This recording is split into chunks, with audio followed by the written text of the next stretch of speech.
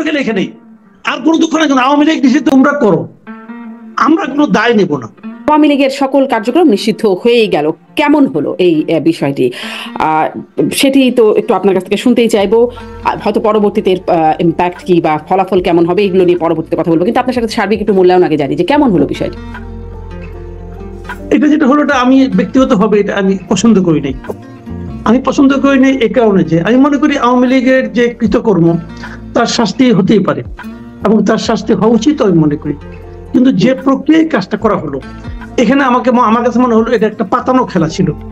পাতানো খেলা মানে সরকার সিদ্ধান্ত নিয়েছিল তারা এই কাজটা করবে, এবং এই এনসিপি তো এখানে দলীয় ভাবে ছিল কিনা আমি জানি না। আমি হাসনাত আব্দুল্লাহর কার্য মানে প্রভাবটাই দেখেছি। তারা নাহিদ ইসলামও দাবি জানিয়েছেন, এই বিষয়ে বলেছেন, মানে সেই হিসাবে তো ছিলই। ঠিক আছে, উনি একদিন ছিলেন, আজকে তো না কোনো অবস্থান দেখিনি আমি, এবং সবকিছুই দেখলাম যে হাসনাত আব্দুল্লাহ করছে। এবং আমার কাছে মনে হয়েছে যে এদেরকে বলা হয়েছিল তোমরা এরকম একটা দাবি করো, তাহলে আমাদের পক্ষে কাজটা করা সহজ হয়, এবং ওনারা এই কাজটা করেছেন। এবং এখানে বিএনপির কি অবস্থান আমি জানি না। আমি বিএনপির কাছ থেকে এখন পর্যন্ত কোন রকম যে এটাকে তারা সমর্থন করেছে অথবা তারাও দাবি করেছে এরকমটা আমি শুনিনি। তবে আমি যতটুকু বিএনপি রাজনীতিটা বুঝি, বিএনপি এটা নিয়ে কোনো দ্বিমত করবে না। বিএনপি আসলে এটাই চাচ্ছিল, বিএনপি পলিটিক্স হলো এটাই। বিএনপি এটাই চাচ্ছিল যে তোমরা করো, আমরা কোনো দায় নেব না। এই ছিল বিএনপির প্ল্যানটা আর কি। কারণ এই যে কাজটা করে বিএনপি তো সামনে নির্বাচন নিয়ে চিন্তা করতেছে। বিএনপির হিসাব নিকাশ অনুযায়ী এটা করলে পরে বিএনপির লাভ হবে, এবং বিএনপি সেই রাজনীতিটাই করছে। তারা শেষ মুহূর্ত পর্যন্ত দেখেছি আমি, মির্জা ফখরুল ইসলাম আলমকে বলেছে যে কোনো দলকে নিষিদ্ধ করার কাজ দায়িত্ব আমাদের না। তারা এটা দাবিও করে নাই, তারা এটা করেও নাই, সরকার করেছে। কিন্তু এনসিপির দাবির প্রেক্ষিতে এবং এনসিপির সঙ্গে কতগুলি ইসলামপন্থী দল, তাদের দাবির প্রেক্ষিতে এটা সরকার এই সিদ্ধান্তটা নিয়েছে। এবং আমি মনে করি এই সরকার, অন্তর্বর্তীকালীন সরকার, পরবর্তী সময় তো অন্তর্বর্তীকালীন সরকারের অনেক সিদ্ধান্ত নিয়ে মূল্যায়ন হবে। কিন্তু কারণ সবসময় মনে রাখতে হবে আজকের দিনটাই কিন্তু শেষ দিন না। কিন্তু আনফরচুনেটলি যারা ক্ষমতায় থাকে তারা মনে করে আজকের দিনটাই শেষ দিন, এরপরে আরো অনেক দিন আসে, এবং সেই দিনগুলিতে এই অন্তর্বর্তীকালীন সরকারের প্রত্যেকটা কর্মকাণ্ড নিয়ে কিন্তু চুলচেরা বিশ্লেষণ হবে, দেশে হবে, দেশের বাইরে হবে। তারা তাদের আনডেমোক্রেটিক যে কটা কাজ এই সরকার করেছে বলে বলা হবে পরবর্তীতে, তার মধ্যে শীর্ষস্থানে থাকবে এই কাজটা। এটা যদি তারা নির্বাহী আদেশের মাধ্যমে না করে একটা সিস্টেমেটিক ওয়েতে করতো, আমার কোনো আপত্তি ছিল না। তারা এই কাজটা করার জন্য হাসিনা সরকারের না, ঠিক আওয়ামী লীগ সরকারের একদম শুরুর দিকে একটা কালো আইনকে তাদেরকে পুঁজি করতে হয়েছে। আমরা একটা আইনকে কালো আইন বলি কেন? এই কারণে বলি যে এই আইনটা দ্বারা এমন এমন কাজ করা হয় যা নাকি স্বাভাবিক সময়ে স্বাভাবিক নিয়মে করা সম্ভব ছিল না। সেরকম একটা আইন প্রয়োগ করে তাদেরকে এই কাজটা করতে হয়েছে। এটা কোনো ভালো উদাহরণ হবে বলে আমার কাছে মনে হয় না। ইসলামপন্থীদের একটা আন্দোলন কিনা এটি, যেখানে আমরা বিএনপিদের দেখছি না, উনি এটি নিজে থেকেই তুলে এটা একটা ব্যাখ্যা দিয়েছেন। আপনার কাছ থেকে এটাও একটু শুনতে চাইবো, কারণ আমরা এর মধ্যে মুফতি জসিমউদ্দিন রহমানীকেও দেখেছি, যিনি আনসারুল্লাহ বাংলা টিমের প্রধান, যিনি শীর্ষ জঙ্গি নেতা হিসেবে তার বিচার প্রক্রিয়া আছে, জামিনে আছেন, মাসুদ কামাল। একটা জিনিস হলো কি, আমি বলি আপনাকে, যে কথাটা নাকি আলোচনায় উঠে আসছে এর মধ্যে, সেটা হলো যে আওয়ামী লীগের সারা দেশে অনেক নেতাকর্মী আছে, এটা উনিও বললেন। তারা তাহলে কি করবে এখন? তাদেরকেও তো আপনি কোনো দল করতে দেবেন না, তো তারা কি করবে? তাদের তো একটা দল করার ইচ্ছা আছে। বিএনপি যেমন বলেছে যে এখন আসতে পারে আওয়ামী লীগের, মানে যারা ফ্রেশ আছে তারা আসতে পারে, যারা কোনো অপরাধের সাথে জড়িত না, তো তারা তো বিএনপিও করতে পারে। জি বলবেন। তারা বিএনপি করতে পারে, তারা জামাত করতে পারে, তারা এনসিপিও করতে পারে, তারা কিছুই না করতে পারে, সেটা কিন্তু তাদের চয়েস। কিন্তু আমার কথা হলো কি, আমি তাদের হাতে কি বিকল্প তুলে দিলাম? আমি বারবার আমরা সবাই যে জিনিসটা বারবার বলা হচ্ছে যে এটা একটা দলগত অপরাধ, আমি কিন্তু ওভাবে দেখি না। আমার সঙ্গে আসলে চিন্তার পার্থক্যটা এই জায়গাটাতে। দেখেন, আওয়ামী লীগের প্রতি আমার বিশেষ কোনোই মায়া নাই, আওয়ামী লীগের নেতৃবৃন্দের প্রতি আমার কোনো মায়া নাই। আওয়ামী লীগ আমলে ব্যক্তিগত ভাবেও আমি অনেক ক্ষতিগ্রস্ত হয়েছি, এটা নিয়ে আমার কোনো বক্তব্য নাই। আমার কথাটা হলো কি, দেখেন আওয়ামী লীগ তো একটা অনেক পুরনো দল। এই দলের লিডারশিপের কারণে কিন্তু একটা দল কিন্তু লিডারশিপের কারণে কিন্তু চেঞ্জ হয়। ৭১ সালে জামাতের যে লিডারশিপ ছিল, সেই লিডারশিপ সিদ্ধান্ত নিয়েছিল তারা কি কি আকাম প্রোগ্রাম করবে।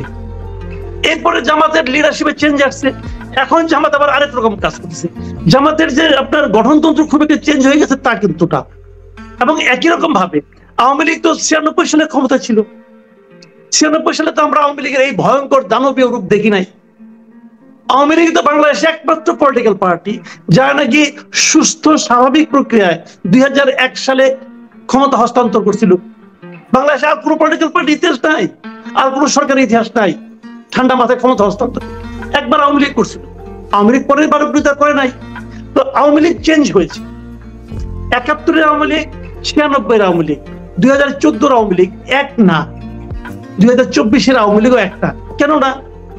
এক না হলো নেতৃত্বের কারণে এক না।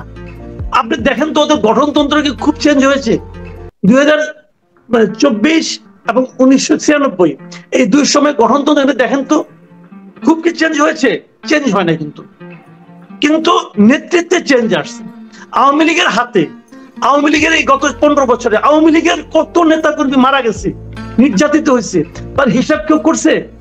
করে নাই। কিন্তু প্রচলিত এই যে নির্যাতিত আওয়ামী লীগ মাঠ পর্যায়ে হোক অথবা তৃণমূল পর্যায়ে হোক, তার জন্য আপনি কি রাখলেন? তাকে আপনি বলে দিলেন যে তোমার দলটাই, তোমার যে গঠনতন্ত্রের উপর ভিত্তি করে তুমি দল করছো এইটাই নিশ্চয়, এটাই খারাপ। কথাটা কি সত্য? শেখ হাসিনার কারণে আপনি আওয়ামী লীগকে নিষিদ্ধ করতে পারেন না। আপনি প্রত্যেকটা লোক, যত লোক আওয়ামী লীগের সঙ্গে থেকে আওয়ামী লীগের নাম ব্যবহার করে, সরকারের নাম ব্যবহার করে অপরাধ করেছে, অন্যায় করেছে, প্রত্যেকটা লোককে আপনি বিচারের আওতায় আনেন, আমার কোনো আপত্তি নাই। সেক্ষেত্রে এই 300 এমপি, 350 এমপি, 3 দফায় ধরেন 900 এমপি ধরলাম আমি, আওয়ামী লীগের সেন্ট্রাল কমিটির সমস্ত নেতা, আওয়ামী লীগের জেলা কমিটির সমস্ত নেতা, আওয়ামী লীগের উপজেলা কমিটির সমস্ত নেতা, আপনি সবগুলিকে আনেন। সবগুলি আনলে 10,000 হবে না, ধরলাম 1 লাখ হলো, 1 লাখ হোক, 1 লাখ লোক খারাপ। আপনি 1 লাখ খারাপ লোকের জন্য 1 কোটি লোকের একটা সংগঠনকে শেষ করে দিবেন? এইটা হলো, এটা যে করছে না। আমি একটা কথা বলি আপনাকে, ফ্যাসিবাদ, স্বৈরাচার, পার্থক্যটা কি? এটা তো না বোঝার কোনো বিষয় না। স্বৈরাচার একজন ব্যক্তি যা ইচ্ছা তা করে, ফ্যাসিবাদ কি করে? বিভিন্ন রকম কালা কানুন, আইন, কালো আইন দিয়ে তারা তাদের কাজটা করে নেয়। এই যে কালো আইনের মাধ্যমে যে নিষিদ্ধ করা, এটা এক ধরনের ফ্যাসিবাদী আচরণ। আমরা এক ফ্যাসিবাদকে সরিয়েছি। আমরা বলছি, আপনি যে কথা শুনতে পারেন, আমি অনেকগুলো কথা বলি এখানে। দেখেন, আপনি শুনতে বললেন বৈষম্য বিরোধী আন্দোলনের মাধ্যমে এরা সামনে আসছে। এরা তো প্রতিদিন বৈষম্য, এই আন্দোলনের মধ্যেও তারা বৈষম্য করছে। বলেন তাদের জন্য পানি আসে, ও আসা পানি দেয়। তাদেরকে ঠান্ডা রাখার জন্য সিটি কর্পোরেশন পানি ছিটায় ঠান্ডা করার জন্য, আর শিক্ষকদেরকে বিতাড়িত করার জন্য গরম পানি ছুটায়, জল কামান ইউজ করে। তো এর বৈষম্য, এগুলো বৈষম্য না। যখন হাসনাত আব্দুল্লাহ বললো আমরা 1 ঘন্টার আলটিমেটাম দিলাম, তখনই তো আমার বোঝা হয়ে গেছে এই যে পাতানো নির্বাচন, মানে পাতানো আন্দোলনের শেষ পর্যায়ে আমরা চলে আসছি। কিন্তু আমি জীবনে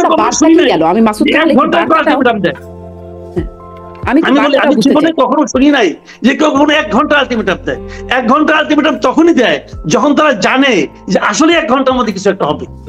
কিন্তু বোঝাই যাচ্ছে এতে কোনো সমস্যা নাই। কিন্তু আমি সমস্যা বলছি না, এটা তারা করছে, করতে পারে, ক্ষমতা আছে, হয়ে গেছে, যুক্তি আছে, সবই আছে। তারা যুক্তি আছে, কুযুক্তি আছে, সব আছে, আমার কোনো আপত্তি নাই।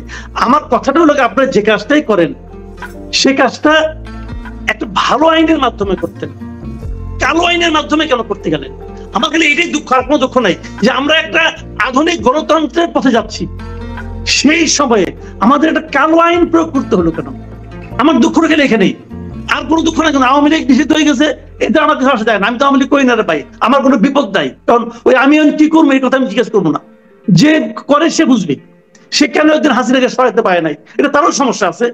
সে মায়ের খাইছে, তাও তো হাসিনার বিরুদ্ধে যে মানে বুক ফুলে দাঁড়াতে পারে নাই, কেন পারে নাই, তারও সমস্যা আছে। তারও কিছু ভোগ করতে করুক, আমার কোনো সমস্যা নাই। কিন্তু আমার কথা হলো কি, যে এই সরকারের গায়ে যে একটা কালিমা লেপন হয়ে গেল, এই সরকার এই কাজটা কেন করলো? কারণ আলটিমেটলি কিন্তু এটা পরে আলোচনা হবে। এবং বিএনপি দেখেন কি করলো এখানে, বিএনপি একটা সুন্দর পদ্ধতি অবলম্বন করলো। সে এই আওয়ামী লীগ নিষিদ্ধ করার কারণে ভোটের রাজনীতিতে সামনে সবচেয়ে লাভবান হবে বিএনপি। কিন্তু বিএনপি কিন্তু গায়ে কায়দা লাগাইলো না।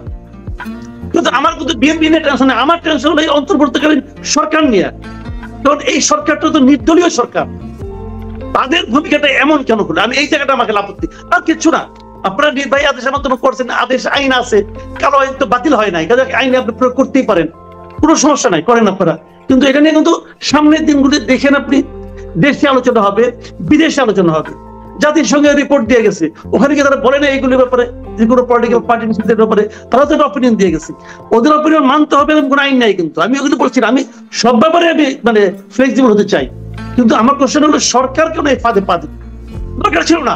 আরো আগে দেখেন, আরো আগে প্রধান উপদেষ্টা কমপক্ষে আমি 3টা বিদেশি মিডিয়ায় তাদেরকে আমি বলতে শুনছি, উনি বলেছেন এই সরকারের আওয়ামী লীগকে নিষিদ্ধ করা কোনো আওয়ামী লীগ মানে কোনো রাজনৈতিক দলকে নিষিদ্ধ করার কোনো পরিকল্পনা নাই। ডক্টর ইউনূসের মুখে এটা 3বার উচ্চারিত হয়েছে, কমপক্ষে বেশি হতে পারে, আমি 3বার শুনছি, হয়েছে তো। এখন যদি তাকে জিজ্ঞাসা করে, ওই সাংবাদিক জিজ্ঞাসা করে যে আপনি এই কাজটা কেন করলেন, আপনি তো বলছিলেন আগে, তখন উনি বলবে কি এই স্টুডেন্টদের উপর দায়িত্ব পাবে, বলবে যে ওরা সবাই চাইছে গণদাবির প্রশ্ন, তাহলে আমি ওই তর্কের খাতিরে প্রশ্ন ধরেন আমি একটা কুতর্কই করতেছি, ধরা যাক। সেটা হলো যে যখন উনি যেদিন উনি বললেন ওই দিন কেন স্টুডেন্ট আন্দোলনের নামলো না, এতদিন পরে কেন?